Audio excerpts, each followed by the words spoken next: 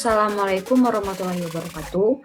Halo semuanya, perkenalkan nama saya Sinda Purnamasari dengan NPM C1C011984. Saya dari kelas 5C, Prodi Akuntansi Universitas Bengkulu. Nah, di sini saya ingin sedikit menjelaskan bab 3 Akuntansi Keuangan Lanjutan 1 yang dikarang oleh Dwi Martani, yaitu tentang konsolidasi dengan akuisisi pada nilai tercatat ekuitas. Konsolidasi dengan akuisisi pada nilai tercatat adalah pengakuisisian perusahaan yang diakuisisi oleh perusahaan pengakuisisi dengan jumlah imbalan yang dialihkan itu sama besar dengan nilai tercatat dari aset bersih perusahaan yang diakuisisi. Nah, imbalan diterapkan oleh pengakuisisi itu sama dengan nilai ekuitas yang diambil alih atau aset bersih yang diambil itu tidak akan adanya muncul yang namanya diferensial. Konsolidasi dengan akuisisi pada nilai tercatat itu terbagi menjadi dua. Yang pertama yaitu akuisisi dengan kepemilikan penuh, dan yang kedua yaitu akuisisi dengan kepemilikan sebagian. Nah, akuisisi dengan kepemilikan penuh yaitu pihak pengakuisisi itu akan membeli 100% saham perusahaan yang dimiliki oleh orang lain. Dengan konsekuensinya 100% saham perusahaan lain itu tidak akan ada kepentingan dan pengendali. Yang kedua yaitu akuisisi dengan kepemilikan sebagian. Akuisisi dengan kepemilikan sebagian ini yaitu perusahaan itu pengakuisisi akan membeli saham perusahaan. Kemudian ia memperoleh pengendalian dengan syarat membeli lebih dari 50% saham. Nah, dalam praktiknya tidak semua akuisisi itu 100% atau mengakuisisi itu secara penuh. Menyusun laporan keuangan konsolidasi sesaat setelah akuisisi itu, maka laporan keuangan konsolidasi yang dibuat hanyalah laporan posisi keuangan. Nah, menyusun laporan keuangan konsolidasi setelah periode akuisisi, maka akan ada satu laporan keuangan konsolidasi itu semakin banyak seperti laba rugi bersih laba atau rugi bersih konsolidasi, laporan perubahan modal konsolidasi, laporan posisi keuangan konsolidasi, laporan arus kas konsolidasi. Yang kedua yaitu adanya penambahan akun seperti beban dan pendapatan. Nah, yang ketiga yaitu jurnal eliminasi akan semakin banyak. Nah, jurnal eliminasi ini ada di pencatatan baik induk maupun di pencatatan anak. Nah, hanya ada 2 jurnal eliminasi di laporan keuangan konsolidasi setelah periode akuisisi. Yang pertama yaitu mengeliminasi bagian laba dari entitas anak. Yang kedua yaitu mengeliminasi dividen yang diumumkan tambahan nilai investasi di pencatatan entitas anak.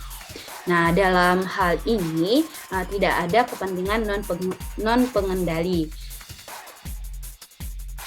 Ketika perusahaan induk mengakuisisi pada nilai tercatat entitas dengan kepemilikan sebagian,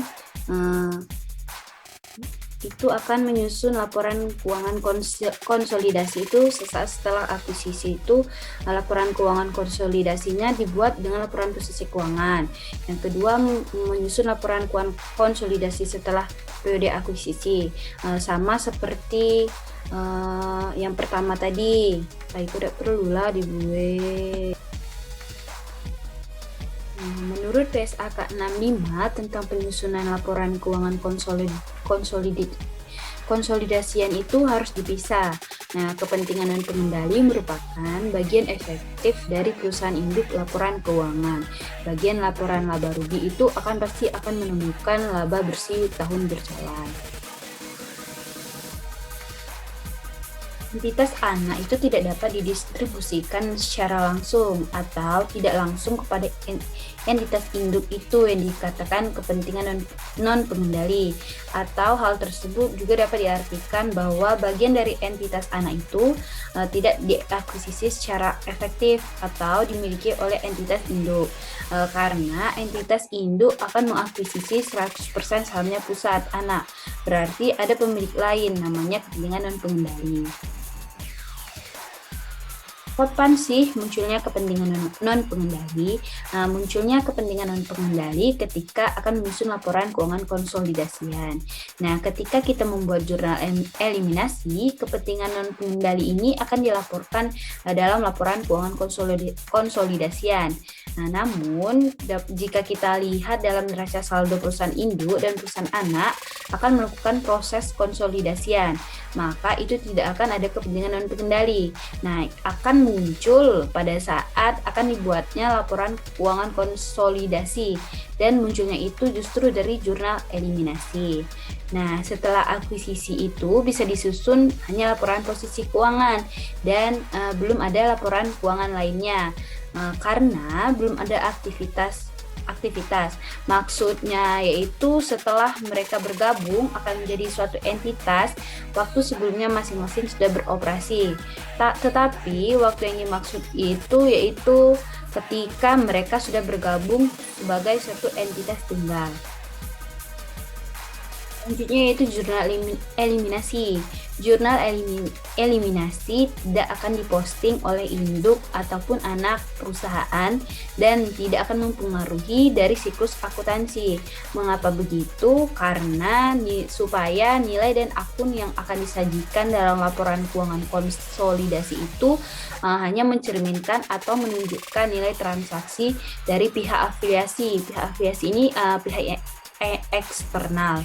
Nah, tujuan dari jurnal eliminasi ini yaitu agar akun-akun beserta saldo yang tersaji dalam laporan keuangan konsolidasi ini hanya mencerminkan pengaruh dari transaksi ke pihak non-afiliasi. Sedangkan transaksi yang melibatkan pihak berelasi induk itu dan anak harus dieliminasi dan tidak akan muncul pengaruhnya. Nah, sekian dari penjelasan saya akhiri. Wassalamualaikum warahmatullahi wabarakatuh.